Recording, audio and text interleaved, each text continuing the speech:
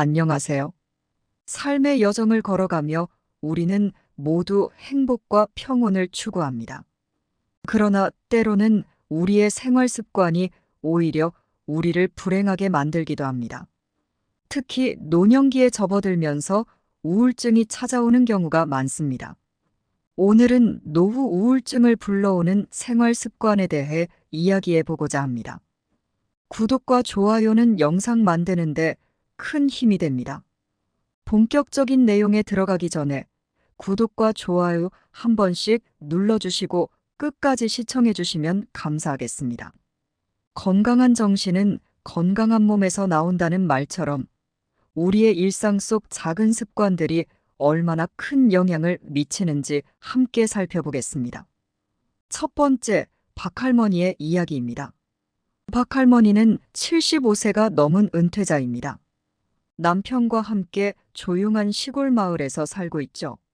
할머니는 평생을 열심히 일하며 자식들을 키워냈고, 이제는 평온한 노년을 보내기를 바랐습니다. 그러나 시간이 지나면서 점점 우울감에 시달리기 시작했습니다. 할머니는 자신이 왜 이렇게 우울한지 알 수 없었습니다. 그저 나이가 들어서 그런 거라며 자책할 뿐이었죠. 하지만 할머니의 일상 속 생활 습관이 큰 영향을 미친다는 것을 깨닫게 된 것은 얼마 지나지 않아서였습니다. 박할머니는 하루 대부분을 집안에서 보내며 TV를 보거나 잠을 자는 것으로 시간을 보냈습니다. 운동을 하러 밖에 나가는 것이 귀찮게 느껴졌고, 날씨가 좋지 않은 날이면 더욱 집 안에만 머물렀습니다. 연구에 따르면 규칙적인 운동은 신체 건강뿐만 아니라 정신 건강에도 매우 중요합니다.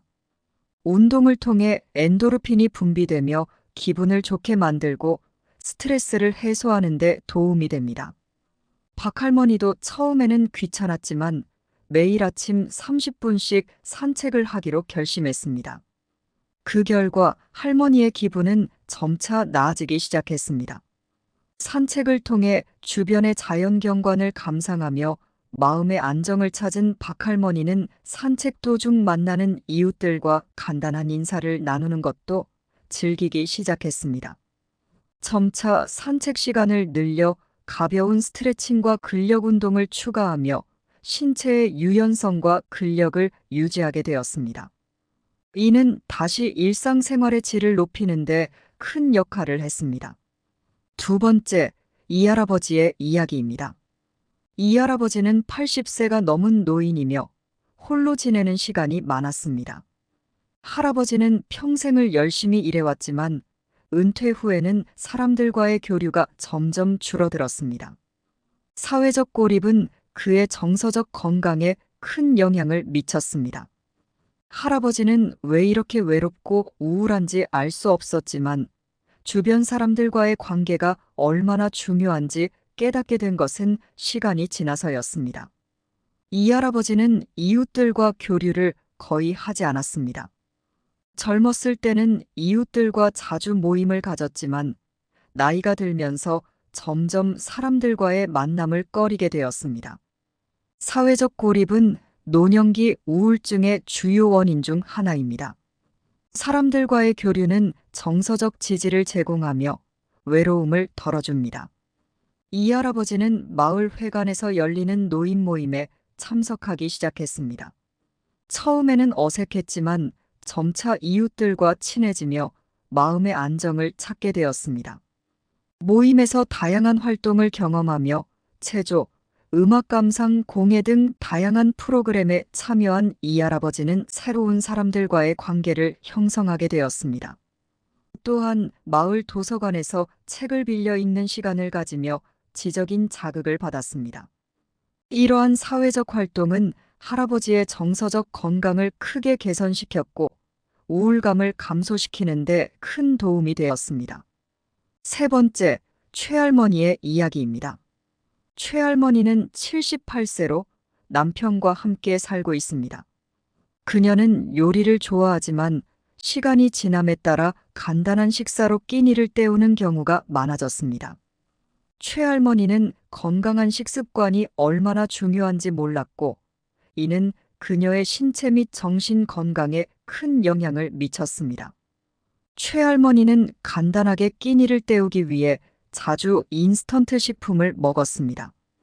연구에 따르면 불균형한 식단은 신체 건강뿐만 아니라 정신 건강에도 악영향을 미칩니다.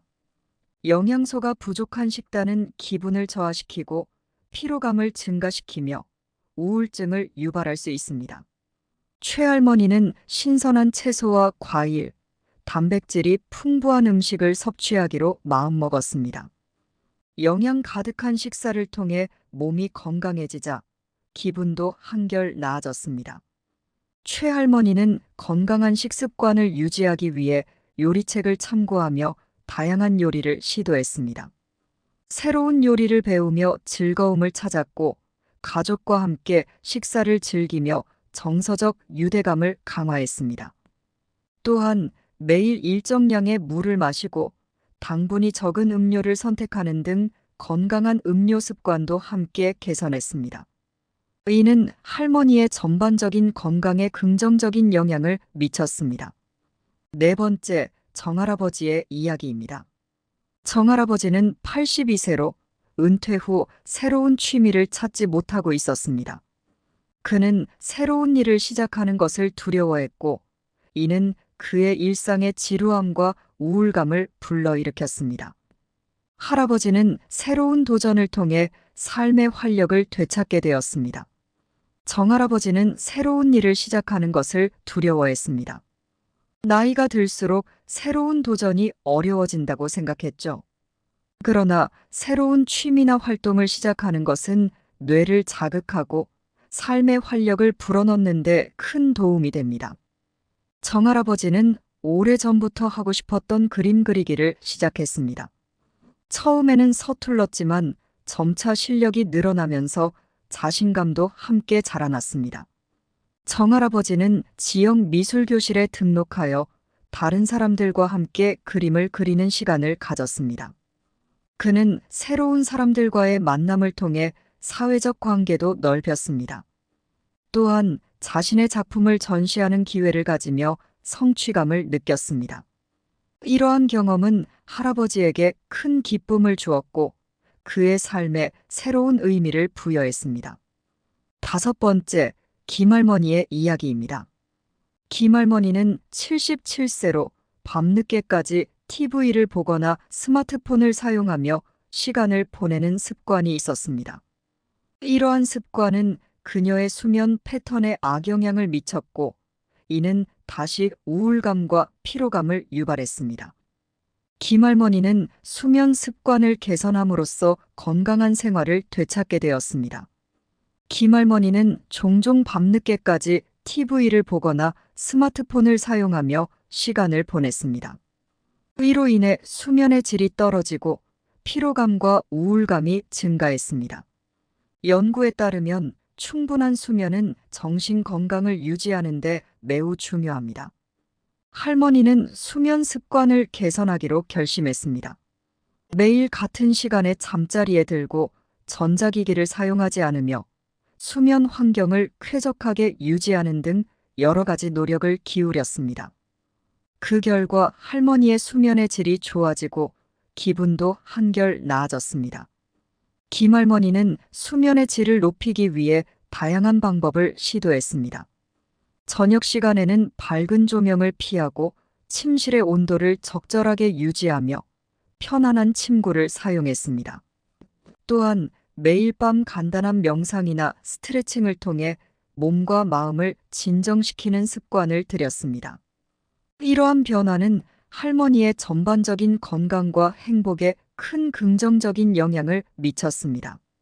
이처럼 이야기를 통해 노후 우울증을 불러오는 생활 습관들을 살펴보았습니다. 신체 활동 부족, 사회적 고립, 불균형한 식습관, 새로운 도전에 대한 두려움, 수면 부족 등이 주요 원인으로 작용할 수 있습니다. 이러한 습관들을 개선함으로써 우리는 노년기를 더욱 건강하고 행복하게 보낼 수 있습니다. 낙엽이 지는 것은 나무가 살아있다는 증거다라는 말이 있습니다. 우리의 삶도 마찬가지입니다. 나이가 들어감에 따라 변화하는 우리의 신체와 정신은 우리가 여전히 살아있다는 증거입니다. 중요한 것은 이러한 변화를 받아들이고 더 나은 삶을 위해 노력하는 것입니다. 여러분도 자신의 생활 습관을 돌아보고 필요한 변화를 시도해 보시기 바랍니다. 행복한 노년을 위해 작은 습관 하나하나가 큰 변화를 가져올 수 있습니다. 여러분의 건강하고 행복한 노년을 기원합니다. 끝까지 읽어주셔서 감사합니다.